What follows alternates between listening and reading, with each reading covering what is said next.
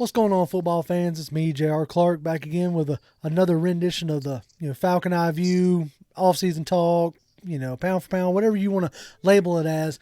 Today we're going to be talking about like free agent pass rushers, and I knew that I could not do this one alone. I knew I had to bring in some backup, somebody with more in-depth knowledge on the subject, and I figured no better person to tap than our friend from up north, Adam Holloway. How are you doing today, sir? Good, man. Excited to talk pass Right. rushers. You guys just know my flavor. So anytime, I don't know, man. I'm trying to. And, it goes with this draft class. I'm trying to get into other things, but people are just like, "Oh, check out this guy. Check out this guy." I'm just like, I feel like I'm just gonna be the edge guy. Like that's just where I'm gonna be. But it's such even in the draft, it's such a deep class at edge, and then Yeah. I almost remembered, in a sense, like going through this edge class, I was like, getting enamored with all these guys. And I thought to myself, I'm like, we're going to probably need to add a veteran to it as well. Mm-hmm. So then I got looking at like who is going to be available, in free agency. Obviously, like any of these guys could get re-signed.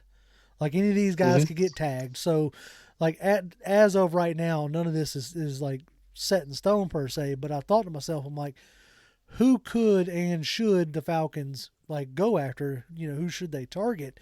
Something me and you have talked about before, whether it's been on a Twitter space or just Twitter conversations back and forth.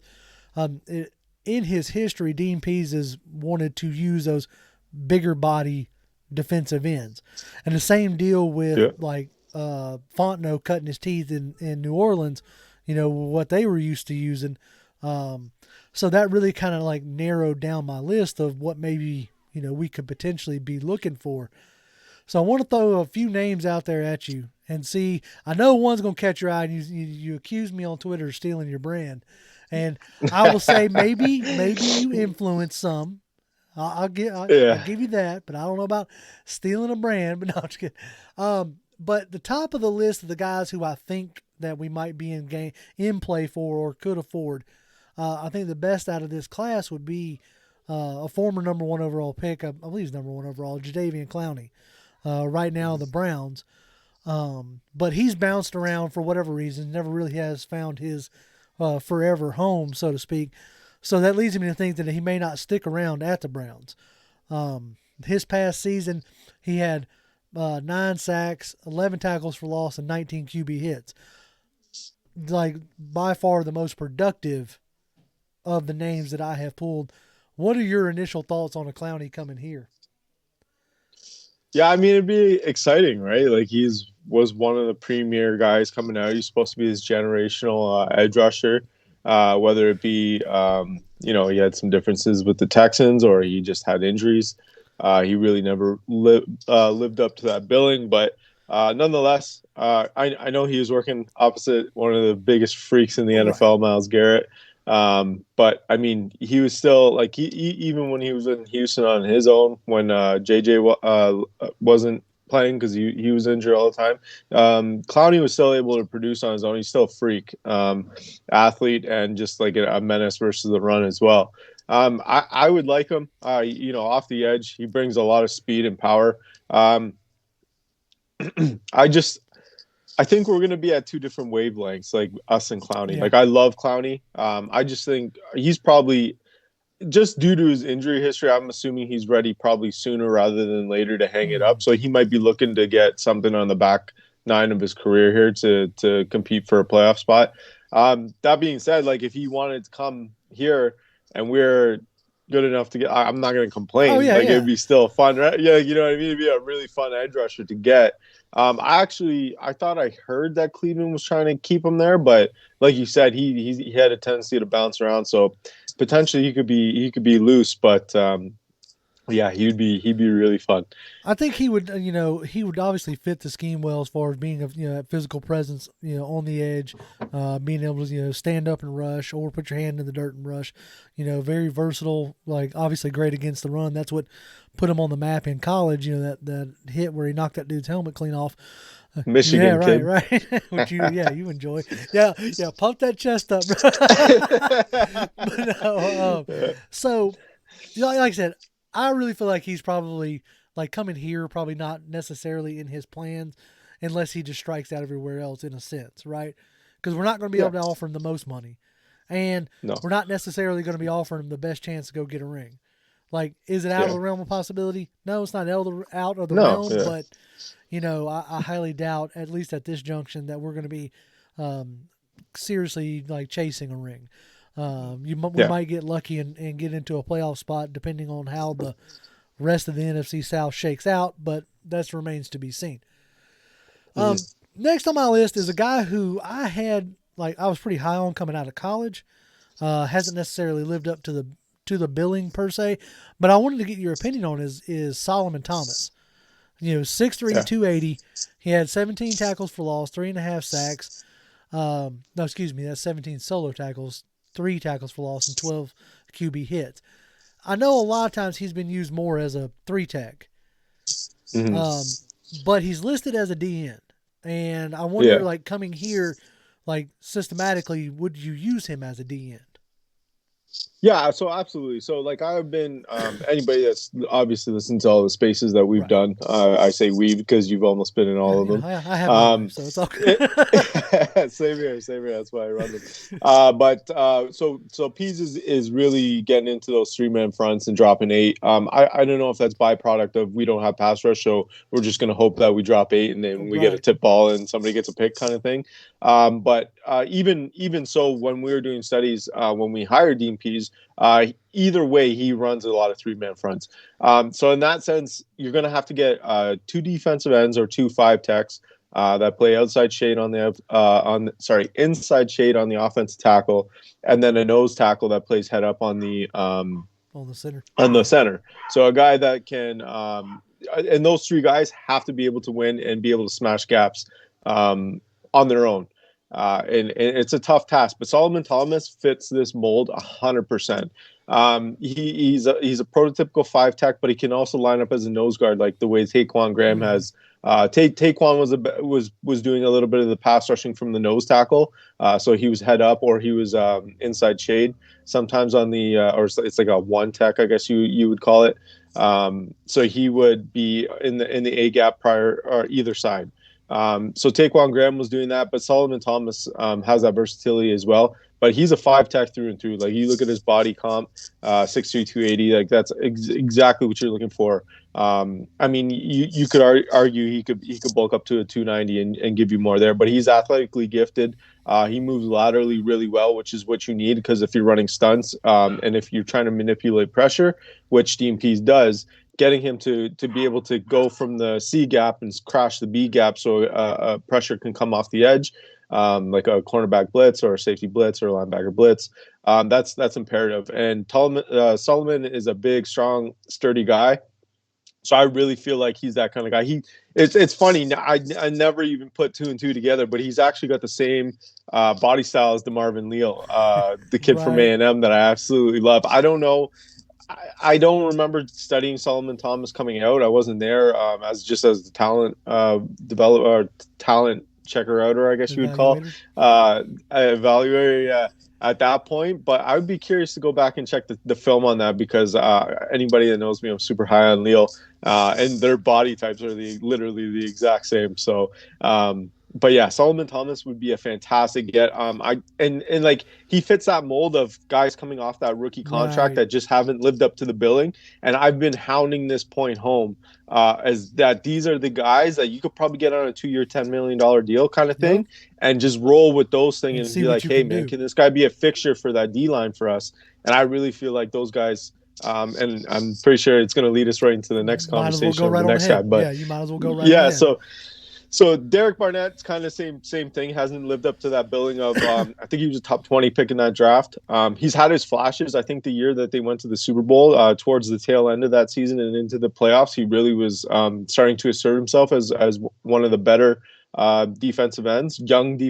Sorry, he was a pressure guy. I know getting there, but that could have been byproduct of just Fletcher Cox and Brandon Graham just being who they were at that time. Right, they were so dominant. That he was just able to get away with being singled and doing that. So I think kind of the pressure coming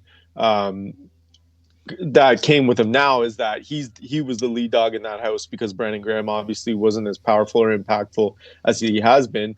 So obviously they're gonna focus pressure to the young kid, but people are gonna say, well, isn't he gonna do that here? Well, yeah, that's the thing. But what we're kind of, I think me and Jay are on the same wavelength. Like you probably add one or two of these guys, and then probably you combine that with going into the draft, grabbing one or two right, guys. And that's then all of a sudden you have a stable, right? That's kind of how it felt. It's like I feel like regardless of what we do in free agency, we're gonna add one, or I would feel like we would add one or two of these guys in the draft. But my deal is like, in my thinking is, I don't necessarily want to throw those young guys in there, by themselves per se. Have to come in and quote unquote be the man right off the rip.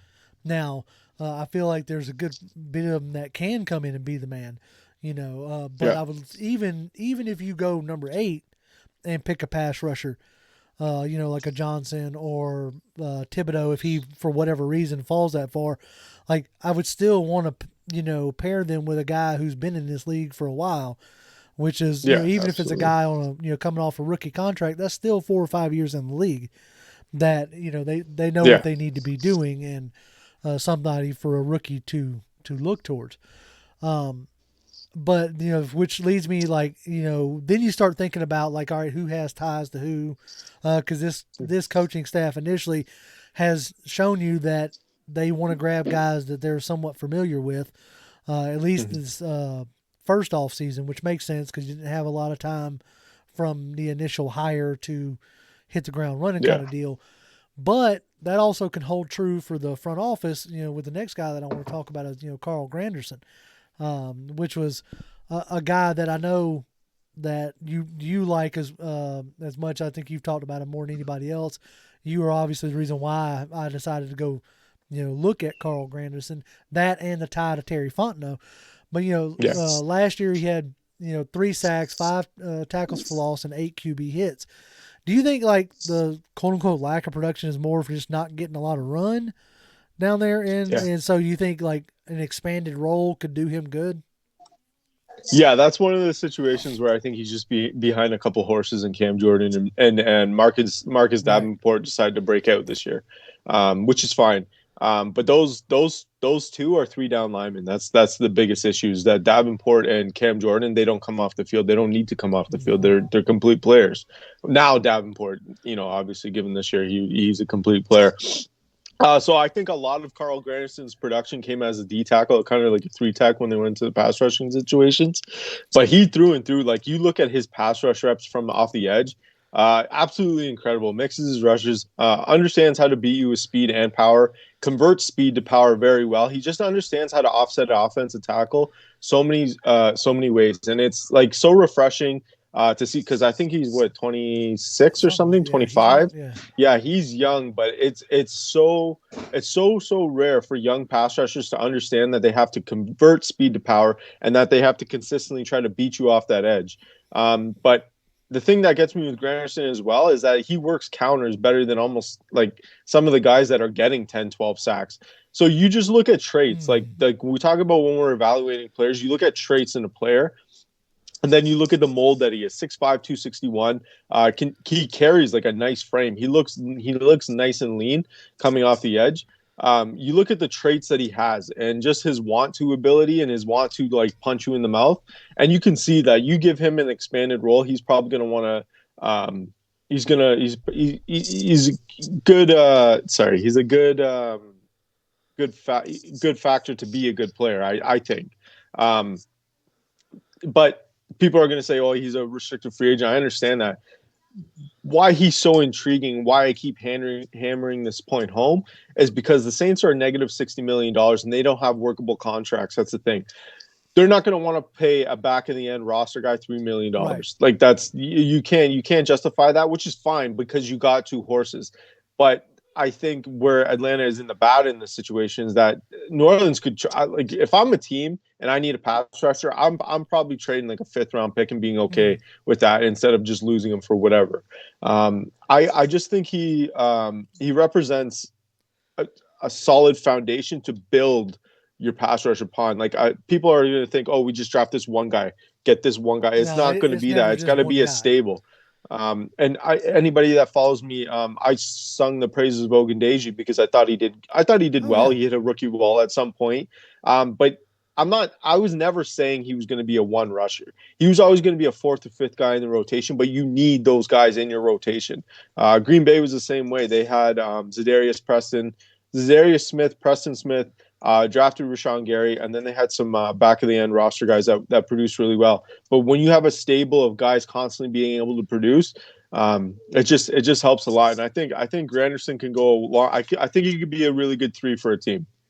A guy that's likely can give you like a decent amount of snaps, but he also can give you snaps from defensive tackle, just the way he attacks offensive linemen, and then he can attack off the edge as well. So he's probably, of my wants on this list, Carl Granderson would be the one guy that I would be like, hey man, this is my guy. Let's go get yeah. him. For me, like, on this little short list, and I don't know if I want to get too much into Rasheem Green, per se, because I want to touch on some of the other guys that you brought up, but on this initial list, like for me, it's those three in the middle.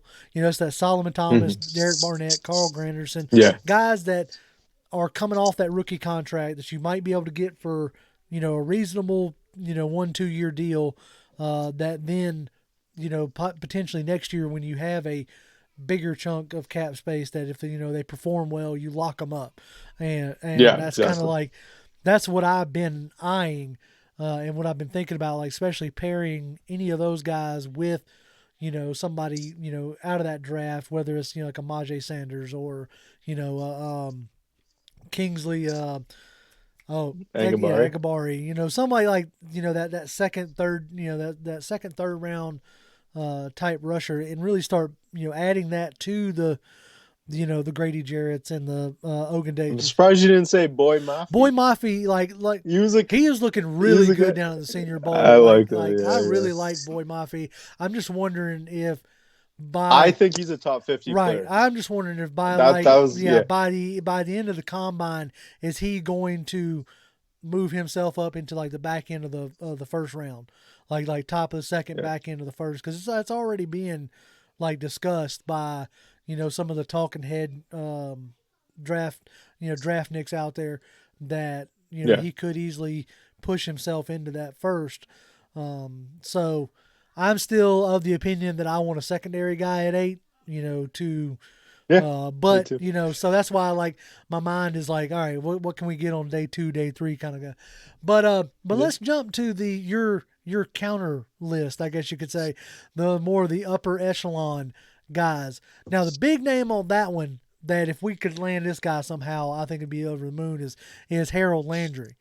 Like Yeah. familiarity with Dean Pease, so you don't even have to worry about him getting adjusted to Pease's scheme. Productive, like had like his most productive years under Pease. So like Yeah. coming in, like what does he bring in your mind if you were able to land a Landry? So if anybody that watches my stuff or listens to my stuff, I talk about tone setters a lot. You need guys that are going to set the tone for your group. AJ Terrell does it wonderfully for our secondary. Probably made Fabian Moreau look better than what he did normally throughout his career. Isaiah Oliver was kind of feeding off that too early in the year. Safety play was meh, but AJ Terrell set that group and he set a standard for the group. And I think Foy's kind of along that path too. But Harold Landry is an absolute tone setter coming off the edge. His versatility to rush a passer and his versatility to drop into coverage and not be a liability in any which way is absolutely uncanny. And I don't think enough people appreciate it because he's not like he's consistent like 15, 16 sack guy. But if you're going to give me 8.5 sacks, or if you're going to give me 7.5 sacks, but you don't have to come off the field, and you're not a liability on it at all, and yet when you're on the field, you're making impacts on every which way. You can't pay those guys enough Right. money, in my opinion. Analytics will say otherwise. Oh, he's not pressuring at this rate. Blah blah blah. He does pressure at a high rate. He works the stunts, like when he's asked to be the smash on the stunts where he's got to smash to free up with somebody else. He does it. He's just one of those guys that's a horse, and he sets the tone for the whole group. And I feel like the money wouldn't justify what he would do to the room, if that makes sense. I think we've always spent money on these guys that are not really too worthy of it. But Harold Landry's a really good person off the field from what I've seen, because he when he was coming out of Boston College, he was one of my favorite draft prospects to check out. Mm-hmm. And if you just check who he is on the field, like his accountability, the way he stands up to any challenge, whatever they ask him to do, coming off the edge, being an inside linebacker, even at times, he does it all. Like he's just like his ability to run a flying cross chop and then the next play go and cover a tight end. Like you don't see right. it. Like, you don't get that much out of every player, and that versatility is something that the coaching staff really seems to value and to covet. I personally don't think we're going to be able to free up enough money for him, because I don't think Tennessee's going to let him walk. Even if it came down to franchising him, I just, he had. I would imagine. I had, like, while you were talking, I rechecked some stuff, and actually, as a matter of fact, he had his best year last year. Like 12 sacks, 22 QB hits. I mean, he was just a force for the Tennessee, and I can't see them letting him walk. But man, if we could somehow pull that off, that would be amazing. That's upper echelon. That's definitely upper echelon. Now, a guy that, because of cap situations, that we might get our hands on is a Randy Gregory, and I thought that was interesting, because to the best of my knowledge, he, kept himself clean this past year. Mm-hmm. Looked like he might have been. He only played 12 games, so I can't remember if that was like it took him a minute to get unsuspended or what have you. But I think it was his health. I was trying to remember if it was suspension or if it was health. But either way, he ended the season with 6 sacks, 4 tackles for loss, and 17 QB hits. Now that was on my only concern with a guy like Gregory is that was on a Dallas defense that had DeMarcus Lawrence and Micah Parsons, that was like absolutely killing it in his rookie season. So like, would that be a worry for you, like bringing a guy off of a squad like that? Like, do you think he was working because of what was more around him? You see what I'm saying? So to be honest with you, I think he was the reason why Micah Parsons really started to get going. Okay. Randy Gregory, if you look at what he was doing, like, and that's no slight at Parsons, by the way. Parsons, he's an absolute freak, and he can create on his own as well. But when Randy Gregory really started getting going, like he was pressuring at a stupid high rate. His ability to collapse pockets from everywhere, like he was a menace, man. Like he really what he was through the draft process. And then what he became, obviously he struggled with addiction and stuff like that. Right. And, that stuff changed, and, he found himself and he bettered himself. But he, like his ability to so this is actually funny because, I like David Ojabo in the draft process. And then I seen a comp of David Ojabo to, Randy Gregory. So I just went back looking at the scouting reports, and they're actually pretty close. The only difference is David Ojabo is 30 pounds heavier than what Randy Gregory was coming out. So Randy Gregory was 230 coming out, right? Which is surprising because he's a big. He kind of looks like Gregory Rousseau. He's long, he's big, but he's actually put on weight now, so he's 260 pounds. And that's what David Ojabo is now. So, but he's developed his game from the standpoint that he was a bendy guy, but now his ability, like if you watch any clip from him this year, he's pressuring offensive guards like physically, like he's punching offensive guards in the mouth and pushing the pocket from the inside and pushing the pocket from the outside. His versatility, that's why I talk about those three down lineman things. Like his ability to play 5-tech at 265 pounds or 260 pounds, whatever he was, forget what it was, is really good because he can give you that bend off the edge, but he can also give you that power to go against offensive guards. But if we're playing those over and under fronts, he'd definitely be that outside linebacker that's kind of wedged into the line as well. in terms of his health, yeah, it honestly does worry me. But I think the risk reward for a guy that could potentially be an edge one for you, like I truly believe he's like 26 or 27 years old, I think, or 28, is he? I'm trying to see. It doesn't say on this side. I'd have to dig a little deeper, but we're just saying he's in his mid-20s. Yeah, so he's like he's the thing is, I think Sport Track had him at 11 million a year, and I think if you look at where Harold Landry is going to be and where like everybody else is going to be, I think that's a really great medium for him. And I just think if you're going to risk it, you could probably give him an incentive-based deal kind of thing, right? And I really feel like he would play up for that because I really feel like his best football still he's finding his niche. He put on the weight. He looks healthy now. He looked fantastic towards that season. I really feel like he could be a guy, and then you pair that with Ojabo. You come in, you bring him, same kind of guy, and then they're just wrecking havoc together. And obviously Gregory teaches Ojabo how to use that frame properly. Right. So I really to be honest with you, I was a huge Randy Gregory fan coming out, so it could probably just be that as well. But I just think upside, money wise, and just product on the field, I really feel like he gives you the best of both worlds. He's going to miss time with injury. That's a given, and people are going to get frustrated with that. But I think that's worth it if that makes sense, because when he's on the field, he's absolutely dominant. He's actually he's a factor coming off the edge. Pair that with a Grady, and I think that would be really, really fun to watch. Oh yeah, I think that would definitely be worth the initial investment, especially if you were to,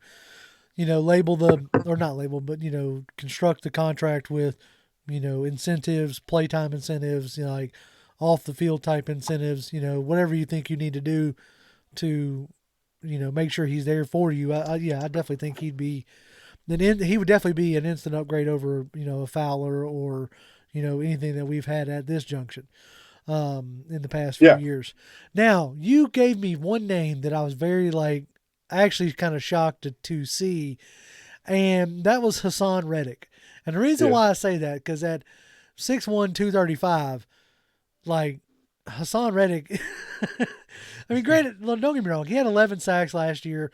Past 2 years, he's had 23.5 sacks. So it's not like he don't know how to get to the quarterback, which is what we're talking about here. And but in our room, do you think he would be playing more almost like coverage, not coverage linebacker, but doing as much dropping into coverage as he is rushing, I guess is what I think that's what the appeal is, honestly. Right. Hassan Reddick, I know we'd obviously want him for sacks, but he's like that 2/3 rusher. He's probably not going to be a lead horse in the stable, which is fine. Obviously he's working with Brian Burns, who's an absolute freak as well. But I think that's the appeal with Reddick. Like, if we're going to be dropping our outside linebacker to the middle of the field or to the flats or to wherever, you're going to want an athlete. And I really feel like that's my pitch with Ojabo. Like, if we're going to be doing that, I don't want to be in a situation where I'm in a liable situation where my guy's got to tackle somebody in the flat and he can't get there. Right. So I think that's why I think guys like Derrick Barnett, Randy Gregory, Hassan Reddick, all those guys can drop into coverage and be okay. In which people are like, oh, well, that's not where you're paying him for. No, that's fine. But if you looked at there was times like Steven Means, we played Tampa Bay. Basically, Tom Brady looked where Steven Means was and where he dropped to, and he threw it exactly to where that situation is. I don't mind Steven Means. He's a back of the end edge guy. He should never be your edge one. But no, he shouldn't. The guy's been through 2 Achilles injuries. He's not going to be that athlete that's going to be able to drop and give you production that way. So Hassan Reddick's not the prototype, but I just feel like he can give you everything that Pease is kind of looking for in those kind of those different blitzes that he's running. Drop this guy, drop that guy, the simulated pressures and all that. I just think he fits that mold in what we're trying to do because Reddick is an athlete. He played for the good part of his first, the good part of when he first came in the league. He was an inside linebacker for Arizona, and then Arizona had pass rushing roles, and he went down to edge rusher and produced a little bit there. So, I just think he's like a Swiss Army. I think for a little bit cheaper money than what Harold Landry is, he's kind of cut from the same cloth, just not as complete of a player as Landry is. So, out of all the guys we talked about today, as we start to like kind of wrap up our thoughts here, like I think we both agreed that a free agent edge rusher is almost a must. Yeah. And so as our talks, like we're assuming that the team is going to free up the money to do so, and there's different ways that they can go about doing that. But if it was you and you were in charge, like outside of like, I think Landry's a given, but who's your like number one target, like outside of Landry? Like who's the guy Adam's going for? And it doesn't have to be on this list. Like it could be somebody completely different that we ain't even talked about. I would, well, I would trade a pick for Montez Sweat, to be honest with you, if that was the if that was an option, right? I'd be like, if Montez Sweat is legitimately on the trade block, Washington's like willing to, like, hey, we can't pay all our guys. Montez Sweat's on the block. We're trying to do something else. I'm throwing a second at them and I'm calling it a day because that can give you a John Abraham level impact. Okay. If I'm being honest. But if we're going just strictly free agents, I would, my first call would be to Derrick Barnett. I feel like he gives you the biggest upside and the biggest potential to give you. Like I feel like he's like Shaq, the Shaq Barrett. I got you. If you remember what Shaq Barrett, Shaq Barrett he was good. He was okay. He was above average. Went to the Buccaneers, exploded. He's fantastic. I really feel like Derrick Barnett, same thing, above average. He started off really good. That playoff run that year, and then he's teetered off to above average. And I feel like if we alter things around him, he gets to work with Grady.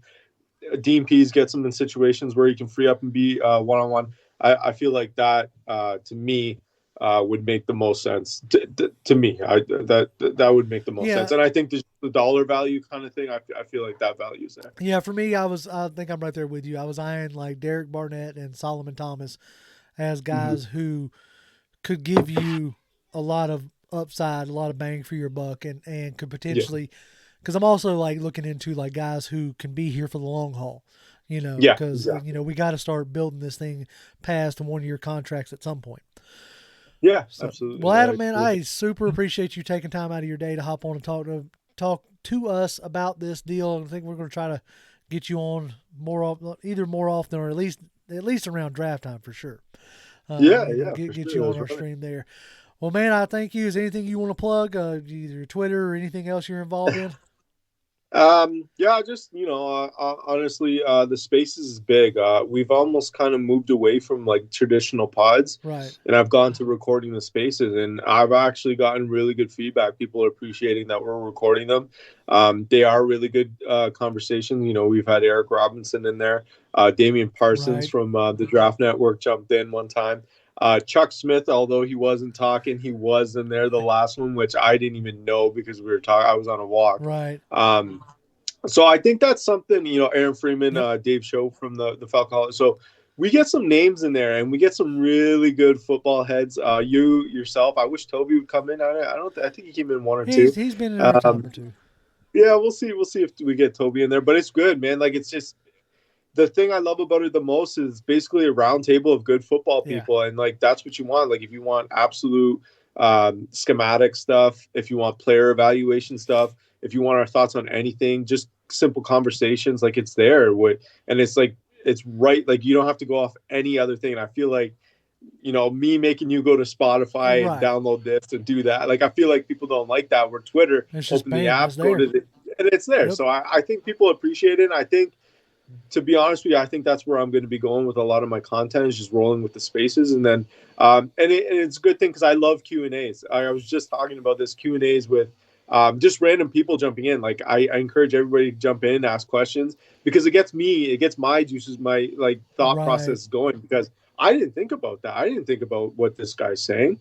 That makes sense. Let me go look at that. So like, I absolutely love the talk, and that's why I enjoyed like your guys' live show, because I'm sure it does the exact same Yes, thing for we you get guys. a lot of like interaction. That's been mine and Toby's like big thing is wanting to get that interaction going. Like Love it, yeah. we have the the quote unquote tagline, best place to get your opinion heard. But I really want to make that a reality more than just a Yeah, yeah. more than just a tagline.